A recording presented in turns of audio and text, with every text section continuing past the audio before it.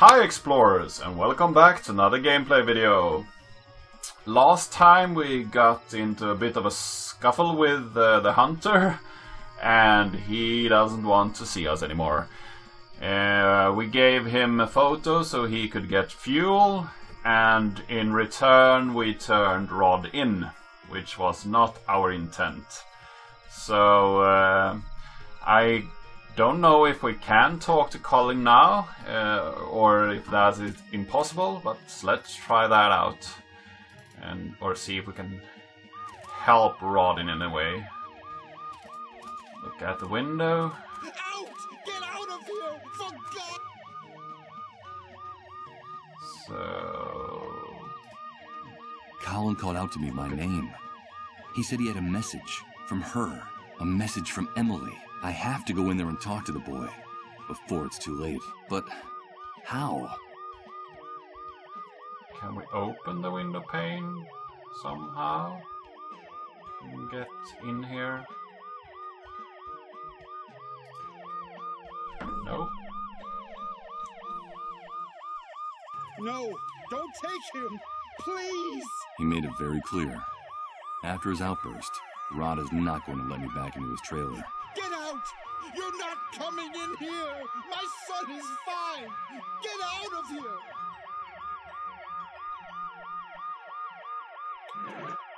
No! Don't take Use him! this here? Please! How? I don't see where I could put this enormous plastic bag. It doesn't seem like a good idea. No! Don't take him! Please! So... I don't think I'd gain anything by using this here. Get out of here! It doesn't seem like there's anything interesting enough to immortalize on film there.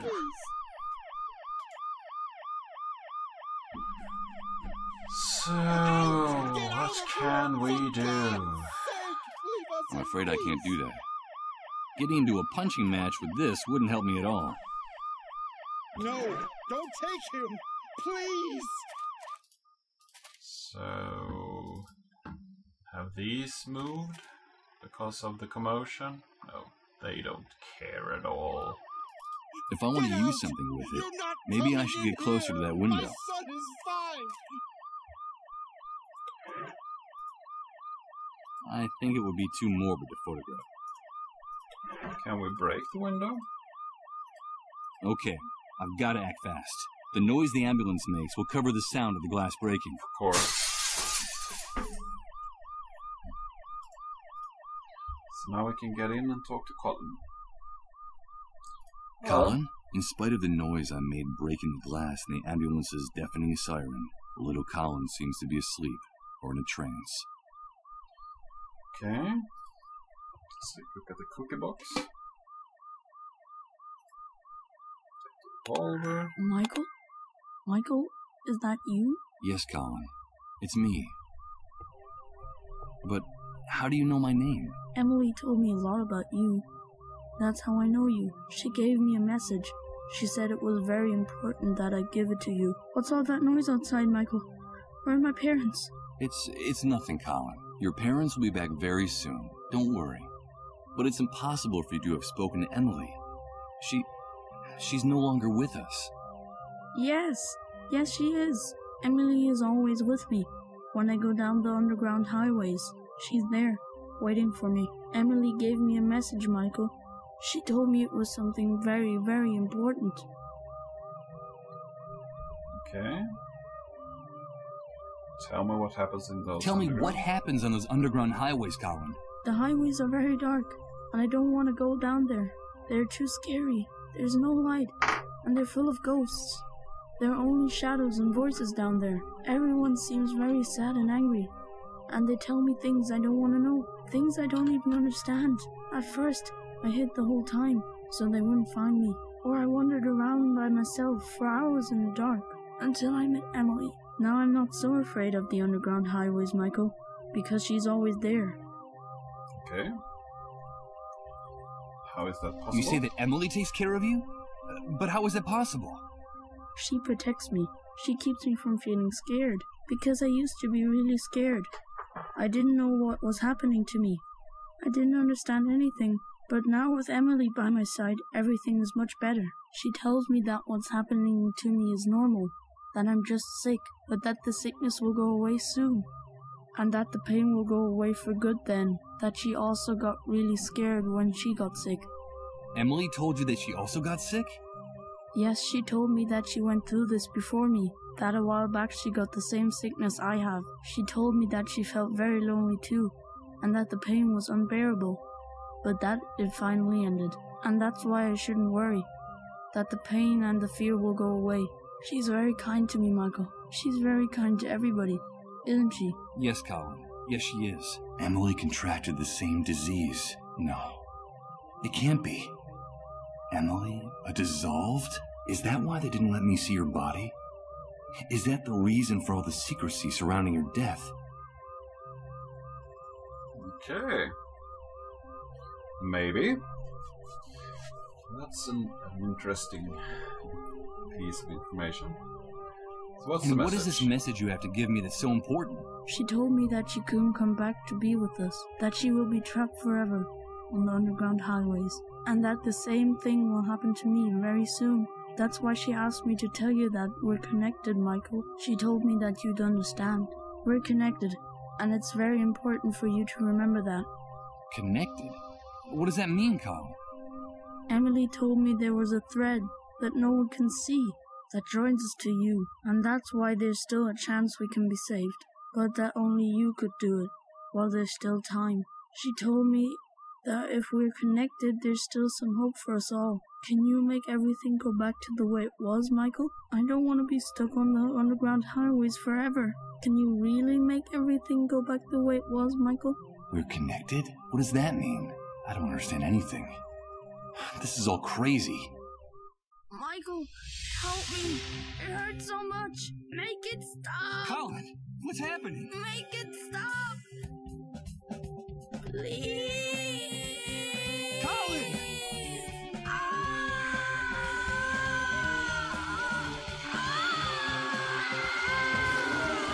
My God.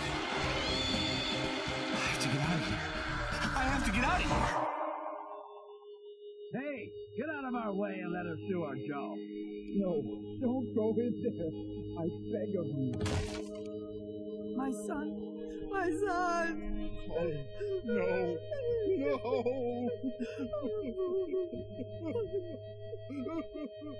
Damn it. I can't breathe. If it's true that there's a way to change all this, I have to find it now. I don't think I can stand it any longer. I don't think anyone can. Oh, that was graphic. Oof. So, Colin is gone. And dissolved. Right.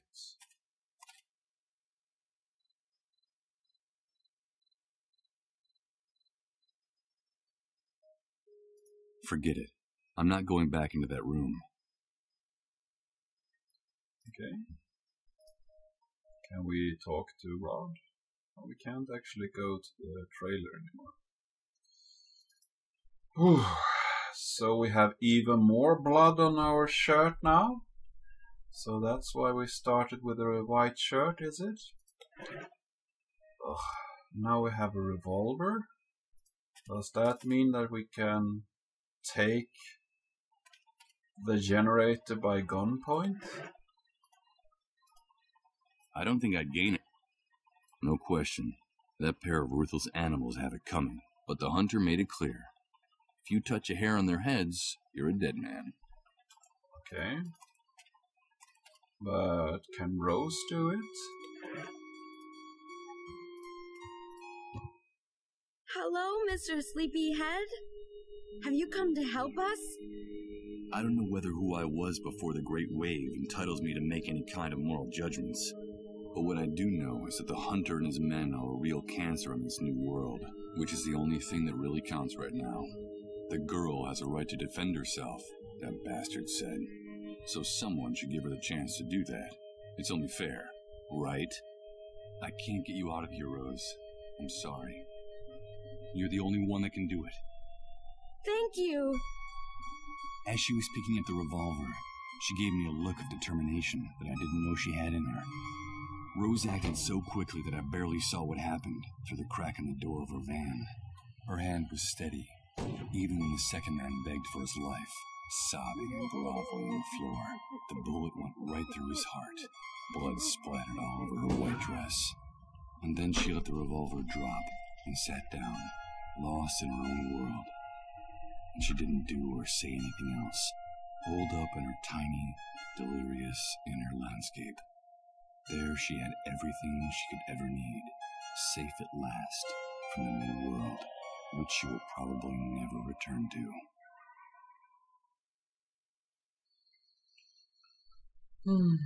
Great. So...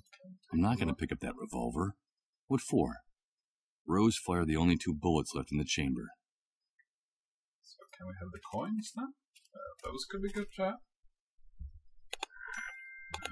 Card table, cards, that's nothing that we need. So the coins were a hint that we will get them later. The thugs are dead and we need the damage generator, so let's take that one.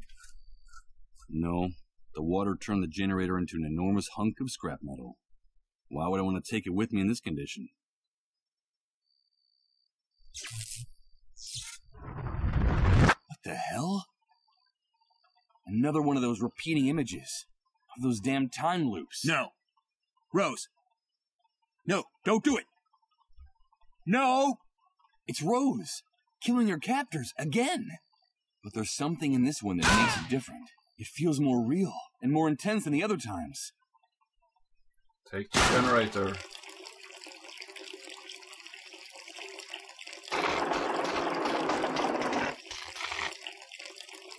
Okay.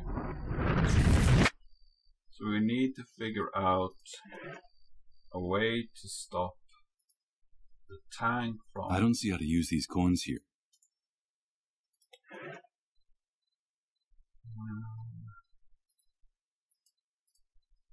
I'm afraid I...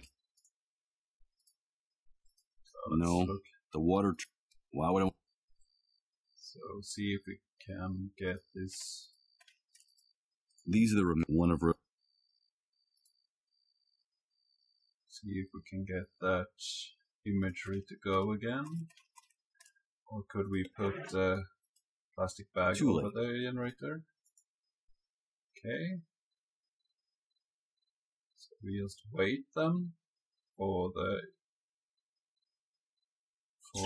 this again. Yes. So there were a point to this actually. So let's put it over the generator. No. Rose. No, don't do it. No! No matter how hard...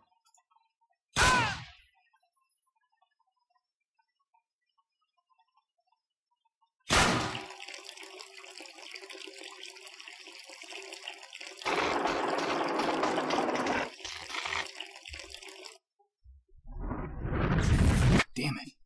I wasn't able to save it. I can only cover half the generator with this. Okay. After what happened, that room probably looks even gloomier and more sordid than before. I'm not going back in there.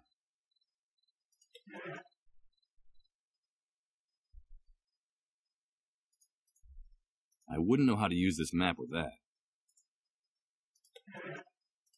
Why would I want to do something like... Like to tear it up? I'm afraid I can't do that. That wouldn't... I don't think it would do any good to...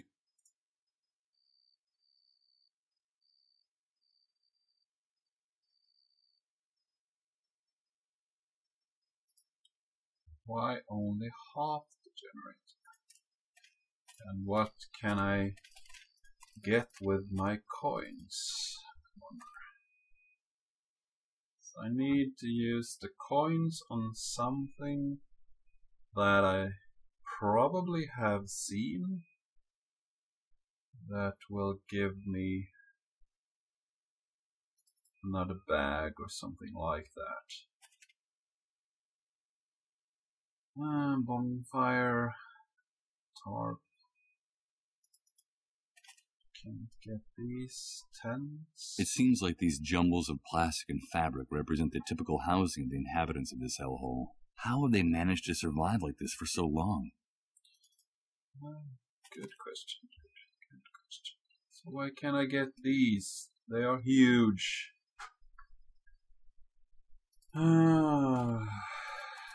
Because adventure logic.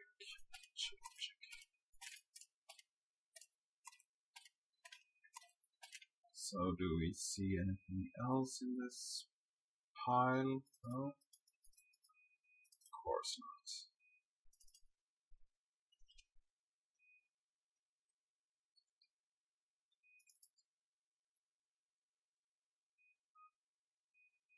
The cats have already done their business back there. I'm not going to bother them. Okay, so I can't pick up that. Oh, wait a minute. Wait a minute. We could use... Let's go to the rooftop and see if we find anything here. Nope. But we have... Oh no! Here comes that sensation again. Yeah. It's like, well, every... Well, find a reason for all these vaccines. But now we need to use the coins, I guess, to get these seamed on. The coins fit perfectly in the heads of the screws. It'll be no trouble loosening them and taking the fabric with me. Great.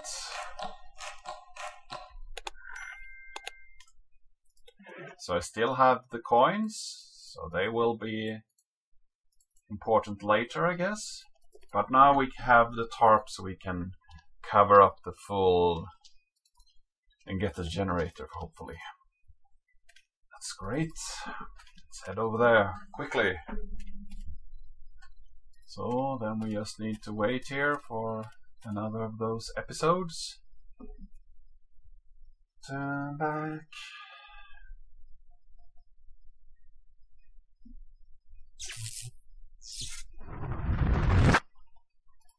See here. Put the thing over the generator there. No. Rose. And we put another No, don't do it. bag over the other No. side. And it's covered. Good. Hopefully this will save the generator.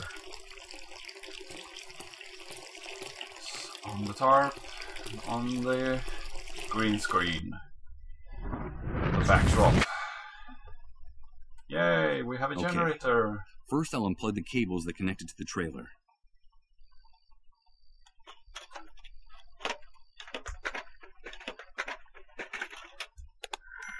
And then we put it in our back pocket, of course, or our little briefcase. So now we have a huge generator that we are going around with, and both of the cloth materials are gone, so those are not imported in anymore.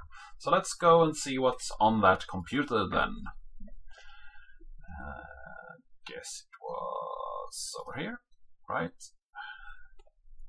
Hello, dude.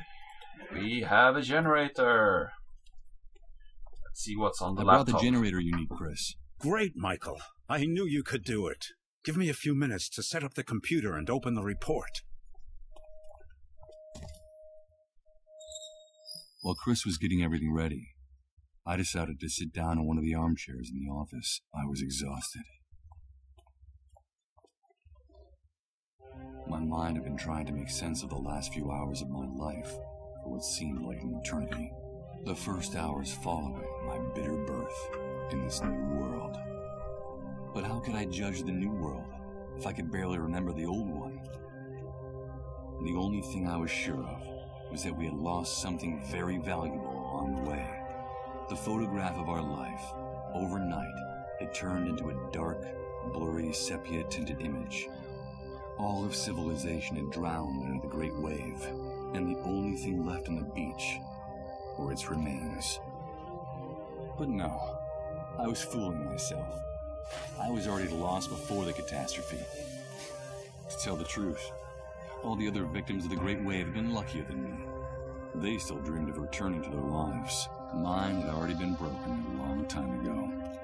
Did I really stand a chance of recovering something I'd already lost forever?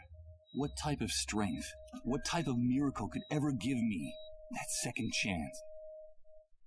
Michael, wake up! What's happening? The report, Michael. It's the report. I was going over it while you were sleeping. It's incredible. It's way beyond our expectations. You're gonna think I've gone crazy, but I don't even know where to start. How about at the beginning? Okay. It's the dead synchronicity point. The entire universe is changing, and we're going to witness it. We're going to be witnesses. And victims. Witnesses? Victims? But what the hell are you talking about? What is this dead synchronicity point? It's hard to explain. You're a photographer, so I'll try this analogy. Imagine a person's life chronicled in photographs.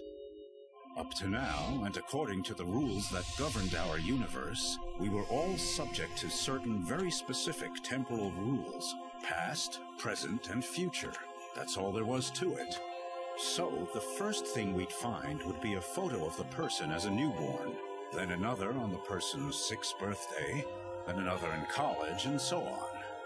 Then we'd see photos of the person's wedding, children, old age, death, all in logical, linear, chronological order. Since our universe is conceived along a single line that starts in the past, makes a stopover in the present, and then projects into the future. Do you follow me? Yes, of course I follow you. Well, imagine now that this entire temporal architecture crumbles, falls apart, dissolves. Imagine that something or someone has altered the foundations of our universe, changing the rules of the game, forever annihilating our idea of time, the concepts of past, present, and future. I think you just lost me, Chris. Then let me continue with the metaphor of the photographs. Imagine now that a card dealer takes all these snapshots that sum up the life of this person, shuffles them, and places them in a stack in one spot on the card table. What would we have then? There would no longer be a chronological line, Michael. There would be no past, present, or future. Each of the individual events captured in these photographs, they would all be happening simultaneously, at the exact same point in time. And that point we would call...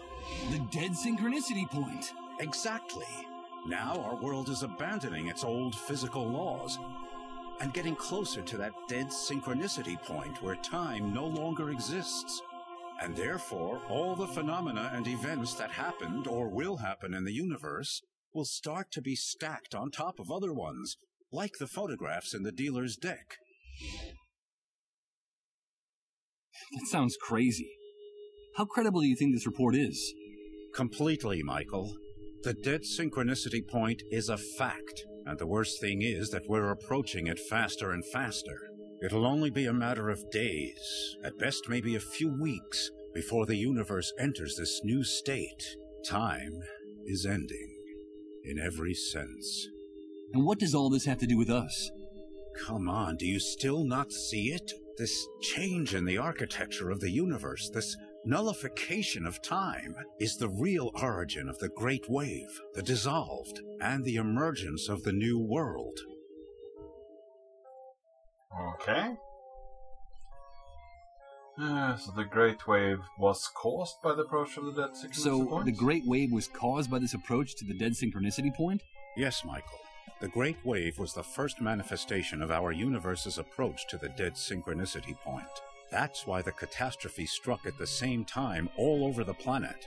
It wasn't just a local occurrence. It had global dimensions. It was the first clear and obvious sign that something was going wrong. And it brought chaos and misery to the world, as you've been seeing yourself since you woke up. Okay. And what the hell do the dissolve have to do with all this? And what the hell do the dissolved have to do with all this? According to the report, the dissolved are still a big mystery. There isn't much information about them or their disease. What we do know is that they are people who are especially sensitive to the dead synchronicity point, And that is what's so tragic about them. Especially sensitive? Of course. This transformation, this radical and overwhelming change in the basic structure of the universe, is totally incompatible with human life. We're condemned to die, Michael. Each and every one of us. That's terrible. How can you be so sure of that? If you think about it rationally, it's obvious. Our bodies are the product of hundreds of thousands of years of evolution, of a gradual and precarious adaptation to the environment, the universe, and its physical laws. Reaching the dead synchronicity point, the annihilation of time, we'd need another 100,000 years to adapt to such a drastic change. And what do you think will happen to the human race, to each and every one of us, when this process concludes? I'll tell you, our primary metabolism will go into a state of shock. Our entire cell structure will be jolted so profoundly and so violently that what we now call our bodies will lose all coherence, leaving behind just a brown puddle as evidence of our existence. We'll dissolve. Those poor sick people. Indeed.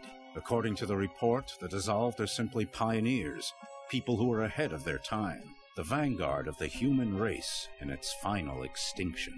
That's why some cases started cropping up so early, even before the Great Wave. Their illness was the harbinger of the enormous explosion that was to follow.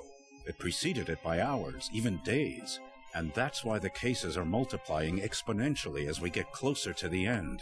Do you understand? We'll all end up turning into dissolved.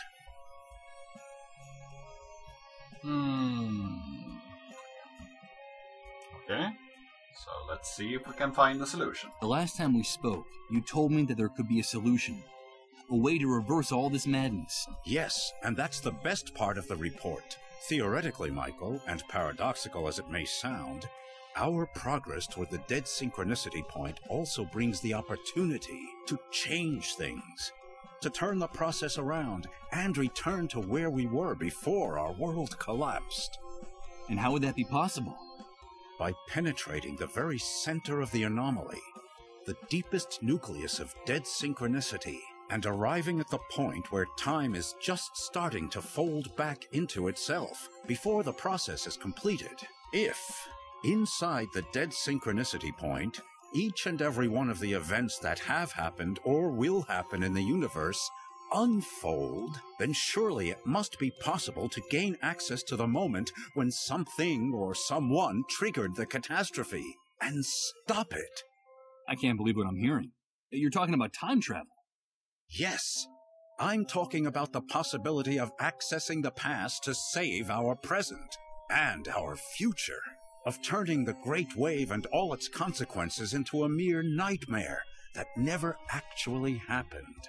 The report talks about the hypothetical existence of a door leading into the very heart of the dead synchronicity point, a door to each and every one of the snapshots of the past, present, and future of our universe. And if, through that door, we had a chance to access the precise instant when everything went haywire, then we might be able to change things. Michael, that's what we've got to focus on in whatever time we have left. But I have to continue studying this report. I'm sure there are more answers in it, and you have got to help me. You're telling me that the dead synchronicity point is the origin of all this chaos? That our only chance of salvation is a theoretical journey to the past? Or sooner or later we'll all be obliterated, like those poor dissolved? That's right, Michael. So we'd better get to work on it as soon as possible. By the way, the report also mentions another very interesting thing about the dissolved. What is it?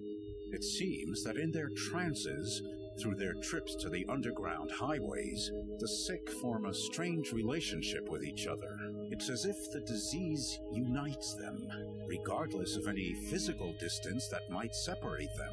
The report is very unclear on this point, but it seems as if the dissolved are somehow linked, connected.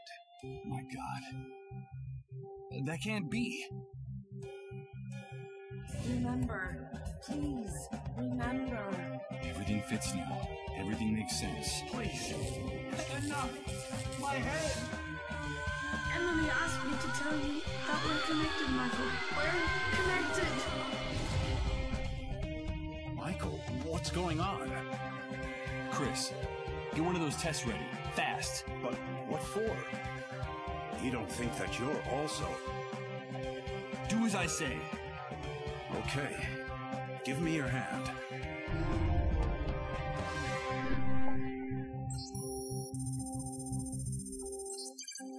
It's positive. Michael, you're sick. You're dissolved. No. That can't be. No.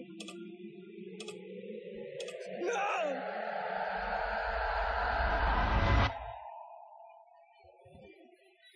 Michael.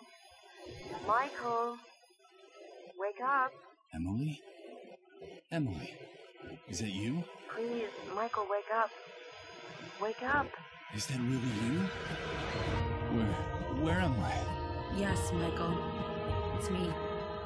You are on the underground highways.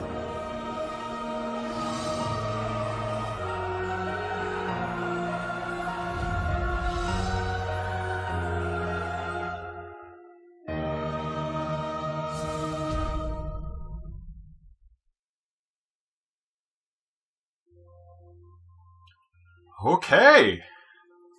Now that was an interesting ending. Good game idea, Alberto, Mario and Luis. And yeah, follow the Kickstarter campaign, and you've done a really good job by driving that campaign and of course creating this awesome game. There were a lot of high points that I really liked, and even though the puzzles was not that hard, I think that some of them was a bit strange, and some of them were really adventure puzzly, which is fun because that harkens back to the old ways of doing these kind of games. 1600 Baxters. Nice.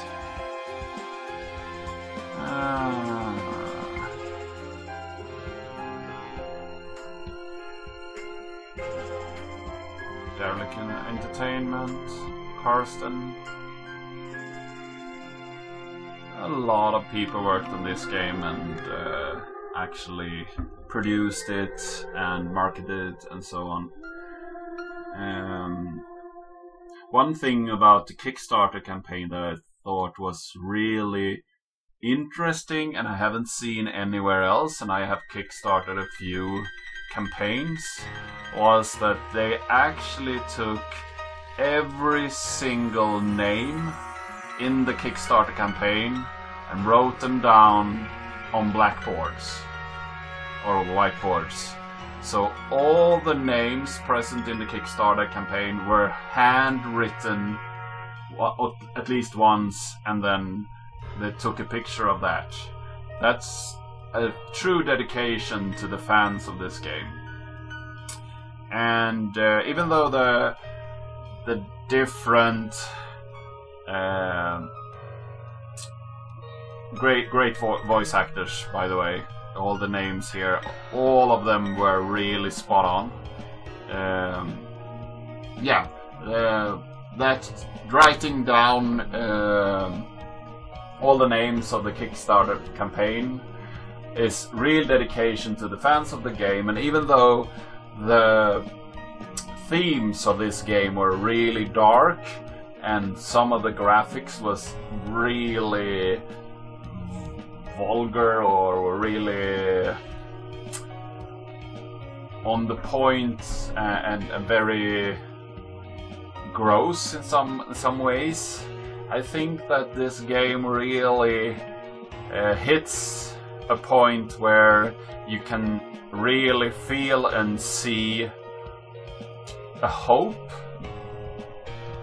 behind these words, which I think is really interesting. And I think they did a really good job of creating a game that was engaging and that you could have a lot of fun with. I haven't really felt anyway during this gameplay that I was bored or that I didn't like any part of the game. I was a bit frustrated at a few parts, but those weren't that big of a deal. I found them out quite fast. So I don't think that I've spent too much time in this game. And I don't think that this game is too short either. I think it was a good length. It actually ended a little bit abrupt. I was actually expecting to go into this dead synchronicity point and try to reverse some of the time, perhaps get a more positive ending. But they left that open for your imagination, which I think is fine and an interesting choice. So let's see here. Can't really say that I see my name here, so might be somewhere else, or these names might only be the names that actually said that I wanted to be in the lineup for the credits. I might not be one of those that put in enough cash to be a part of this lineup. I don't remember. It was a few years ago that I were part of this Kickstarter campaign, and I have kickstarted so many campaigns that you often forget which campaigns you've been a part of, and also how much you put into them. Yeah, so these are the names of everyone that wanted this game to happen. I think I will let this roll through. I think it's a good way to show respect for the people that have been a part of this game, to show the credits. I usually do that when I look at a movie as well. I usually stay for the end credits and look through the full credits, not because that sometimes you have some extra tidbit of information after the credits or an extra sequence or anything like that. It's just feel that if I have created something, or then I think that people should show me respect for my creation. And oh, there is my handle, Kalaspuffer. So I actually were in the credits. Interesting. Yeah. So if somebody has created a piece of art, I think it's respectful to actually see all the people that were a part of that project and reflect over what kind of an effort were put into actually creating that piece of art. I've seen many movies there where there were wonderful voice actors or wonderful scenographs or wonderful lighting or something, and you pick up those names and then you look at IMDb and look for other movies that were made by the same people, and you usually are not sad about seeing some movies created by the same sort of people. Often great people are seeking out great projects, so that could be a good way to actually find movies or pieces of art that you haven't really had on your radar before. So yeah, I don't know what I can say more about this game. I'm a little bit sad that it's over. It says every piece, a good piece of game or art you want more, but yeah, it was good.